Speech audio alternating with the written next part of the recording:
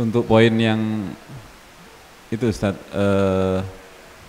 hal yang diperbolehkan dalam puasa itu yang ada yang poin mencium istrinya nggak apa-apa itu Oke. untuk dengan istilahnya sebatas tanpa syahwat apa dengan Masya syahwat Allah. itu kan perlu dijelaskan Ustaz. Masya Allah. Perlu Masalahnya dijelaskan banyak tadi. pengantin baru ini Ustaz. Syukran Ustaz. Kita lihat dulu ini Pak. Ini sudah berkeluarga semua apa belum ini Pak? Taib. Jamaah yang dirahmati Allah Subhanahu wa taala. Saya membahas ini tadi kok banyak anak-anak kecil tadi. Tapi intinya gini ya, ini juga bagian dari ilmu ya, fikih. Ya. Makanya juga penting, khawatir nanti nggak utuh yakni pembahasannya, nanti salah lagi. Malah nanti ditafsirkan yakni sendiri, istihad lagi sama istrinya, ini gimana ini? Ada batasnya nggak? Bahaya nanti. Jamil, ini sangat penting sekali. Ya, penjabaran dan definisi serta ya penjelasan secara mendetail yakni dari mencium ini maksudnya apa? Yang pertama, mencium itu dibolehkan di saat kita berpuasa dan tidak membatalkan yakni sholat sebagaimana sebagian ya ulama yang berafiliasi kepada mazhab yakni Asy-Syafi'i. Yakni jangankan mencium, menyentuh bisa membatalkan bukan sholat wudu yakni taib. Ini tidak sama sekali.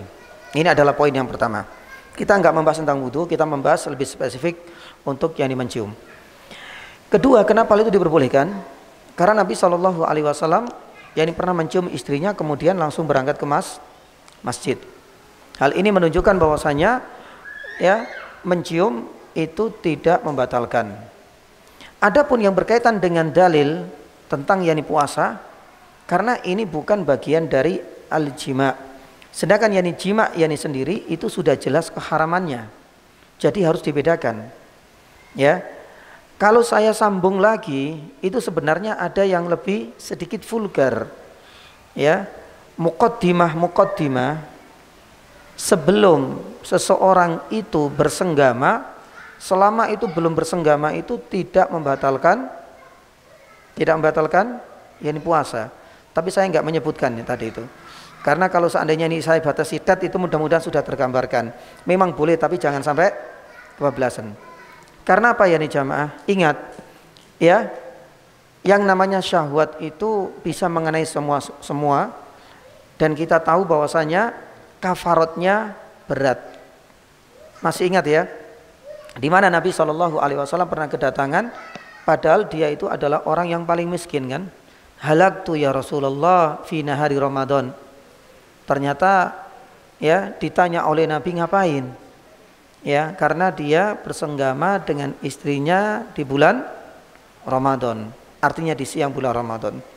Akhirnya Nabi SAW yang disuruh untuk berpuasa. Berpuasa selama berapa hari? Taib 2 bulan. Subhanallah, berat ini. Makanya kita harus antisipasi. Wes lah, yang penting sabar gitu ya. Tapi maksudnya itu pertanyaan bagus. Batasannya apa? Tentu ya. Tidak boleh yakni sampai yakni mengeluarkan yakni syahwat yang akhirnya kemudian bisa menjurus kepada yakni apa? Yakni jima. Selama yakni belum jima enggak ada masalah. Selama yakni belum jima enggak ada yakni masalah. Itu bukan pembatal puasa. Saya angkat lebih jauh lagi. Seandainya mencium kemudian keluar madhi, membatalkan puasa apa enggak? Ayo, saya enggak menyebutkan. Tapi ini sudah mulai ini merepet ini. Tapi enggak sampai loh ya. Karena yang namanya namanya jima, paham ya definisinya ya. Jima itu artinya bertemunya dua kelamin dan baik itu inzal atau tidak, keluar atau tidak, yang penting bertemu. Ini kan belum. Tapi saking sudah kangennya kemudian dicium sampai kemudian keluar misalnya madhi. Apakah membatalkan? Yani puasa yani jamaah? Yani tidak. Beda dengan onani. Karena onani itu adalah usaha untuk memang mengeluarkan mani. Ya. Ini wajib untuk bertaubat. Ya. Tapi yang kedua, wajib mengqadha apa enggak? Wajib mengqadha apa enggak? Nah, Wajib mengqadha apa enggak ini? Jamaah dirahmati Allah Subhanahu wa taala, ada yang mengatakan yang bahwasanya dia enggak wajib mengqadha, hanya disuruh untuk taubat. Karena posisinya dia itu enggak sedang bersenggama. Dia hanya disuruh untuk taubatan nasuha.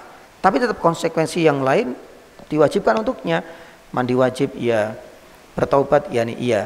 Tapi untuk masalah yakni qadha yakni tidak. Kenapa demikian? Karena memang tidak ada lawan dan objeknya. Ya, dia hanya melakukan yakni sendiri.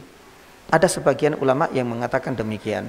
Tapi sebagian yang lain mengatakan bahwasanya ini sudah mencakup yakni hukum apa? Hukum apa? yakni jima. Ya, maka berarti dia harus yakni qadha-nya. Allahu taala a'lam yakni bisawab.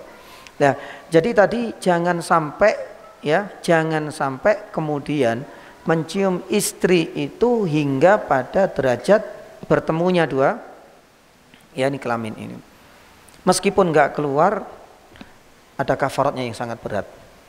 Ya. Tapi kalau seandainya sampai keluar madhi, maka ini belum sampai pada derajat apa? Pembatal yakni wudu, tapi ini sudah lampu merah.